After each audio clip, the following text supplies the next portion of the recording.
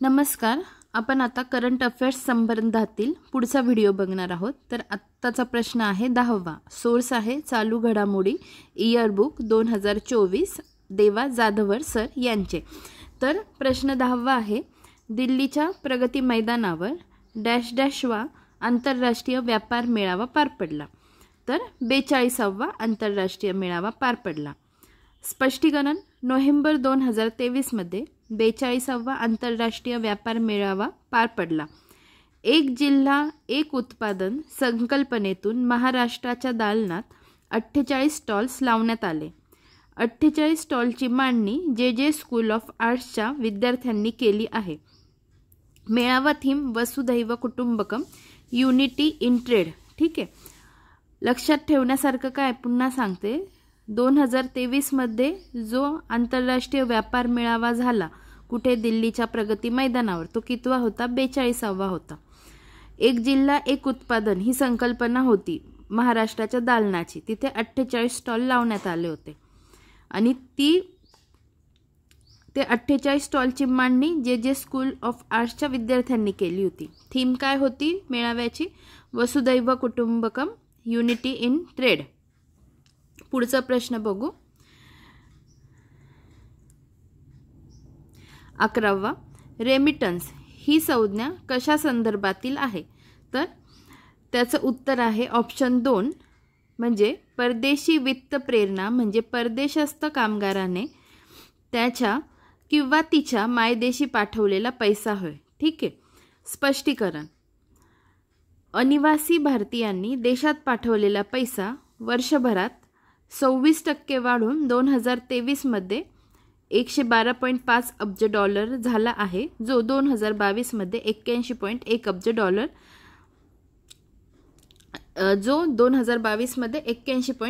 Dollar होता. ठीक आहे.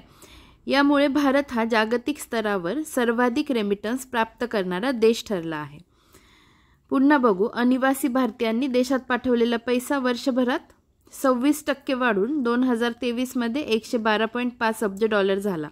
2022 मध्ये तो किती होता? 81.1 अब्ज डॉलर. ठीक आहे. 26% हा आकडा महत्त्वाचा आहे. त्यामुळे भारत ही जागतिक स्तरावर 1 नंबरचा देश झाला आहे रेमिटन्स प्राप्त करणाऱ्या देशांमध्ये. पुढचा प्रश्न बघू. NH किंवा नॉंग हायप बँक कोणत्या देशातील आहे? NH बँक पण म्हणतात तिला, किंवा नॉंग हायप बँक कोणत्या देशातील आहे? तर त्याचं उत्तर आहे 4, दक्षिण कोरिया. नीट लक्षात ठेवा, उत्तर कोरिया, दक्षिण कोरिया किंवा चीन, इतर कोणती नावं दिले तर त्याच्यात कन्फ्यूज व्हायचं नाही. साऊथ कोरियाची बँक आहे. ठीक आहे. RBI कायदा 1934च्या 2ऱ्या अनुसूचीमध्ये नॉंग हायप बँक समाविष्ट करण्याची घोषणा केली.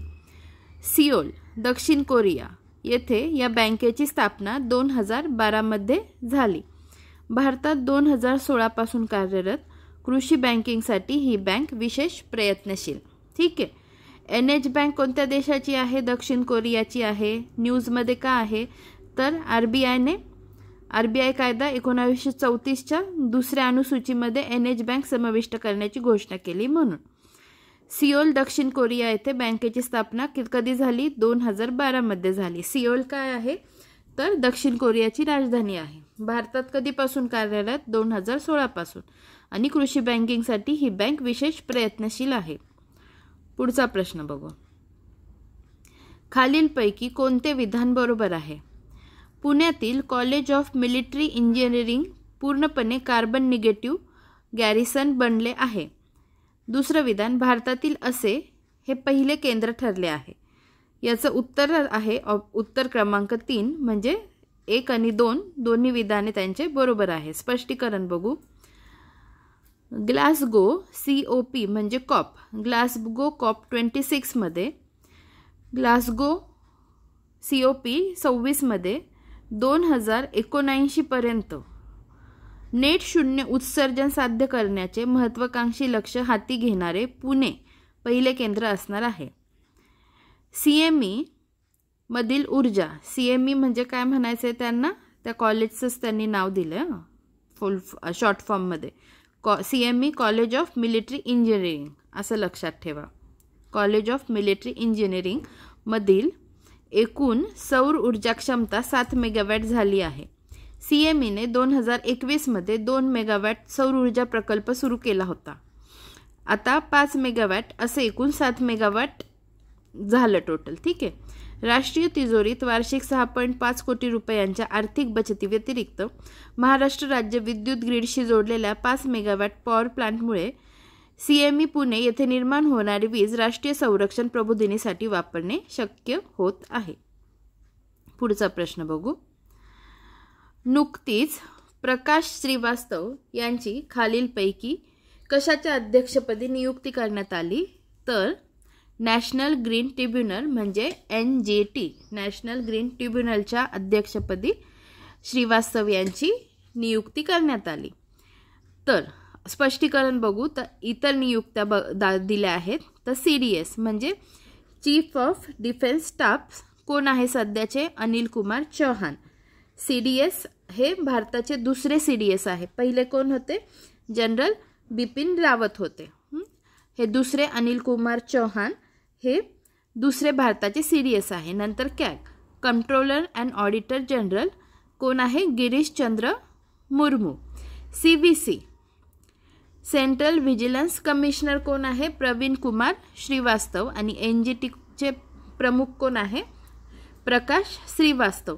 श्रीवास्तव इथे पण आहे, श्रीवास्तव इथे पण आहे. त्यामुळे नीट लक्षात ठेवा की CVCचे प्रमुख प्रवीण कुमार श्रीवास्तव आहे आणि NGTचे प्रकाश श्रीवास्तव आहे.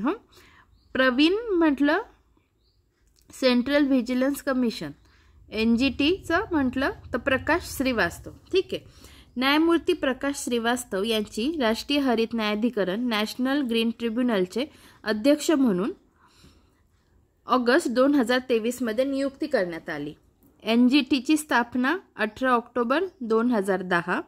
साल लक्षात राहिलं तरी चालेल. स्थापना 2010. मुख्यालय नवी दिल्ली. आणि खंडपीठे नीट लक्षात ठेवा भोपाळ, पुणे, कोलकाता आणि चेन्नई. तसं जर बघितलं तर मग सगळ्या दिशेला त्यांचे कार्यालय आहेत असं म्हणता येईल. म्हणजे कशा पद्धतीने बघायचं तर नॉर्थला तर न्यू दिल्लीच्या इथे तर आहेच मुख्यालय, बरोबर. मग नंतर उरलं कुठे? सेंट्रलला म्हटलं तर भोपाळला आहे मध्य प्रदेशमध्ये. पश्चिम विभागात म्हटलं आता तर पुणे म्हणता येईल. नंतर पूर्व भागात म्हटलं तर कोलकाता आणि साऊथ भागात म्हटलं तर चेन्नई. अशा पद्धतीने आपण हे 4 आणि +1 त्यांचं हेडक्वार्टर जे आहे ते लक्षात ठेवायला पाहिजे. आता पुढे बघूया. सुपर ब्लू मून घटना कधी घडली? तर 30 ऑगस्ट 2023ला. 30 ऑगस्ट 2023ला सुपर ब्लू मूनची घटना घडली. सुपर मून आणि ब्लू मून घटना एकाच वेळी घडण्याला सुपर ब्लू मून म्हणतात. सुपर मून आणि ब्लू मून या घटना एकाच वेळी घडण्याला सुपर ब्लू मून म्हणतात. सुपर मून म्हणजे काय? तर चंद्र पृथ्वीभोवती त्याच्या लंबवर्तुळाकार कक्षेत फिरत असताना पृथ्वीच्या सर्वात जवळ असतो तेव्हा ऑप्टिकल इम्युजनमुळे तो नेहमी चमकदार व मोठा वाटतो. या घटनेस सुपर मून म्हणतात. आणि ब्लू मून कशाला म्हणतात? तर एकाच महिन्यातील दुसऱ्या क्रमांकाची पौर्णिमा होय. या दिवशी चंद्र निळा असत नाही. नासाच्या मते शेवटचा सुपर ब्लू मून 2009 मध्ये दिसला होता. यानंतर 2037 पर्यंत दिसेल. एकाच महिन्यात 2 पौर्णिमा आली तर दुसऱ्या पौर्णिमेला ब्लू मून म्हटले जाते. तर बाकीचे प्रश्न आपण पुढच्या व्हिडिओमध्ये बघूया. धन्यवाद.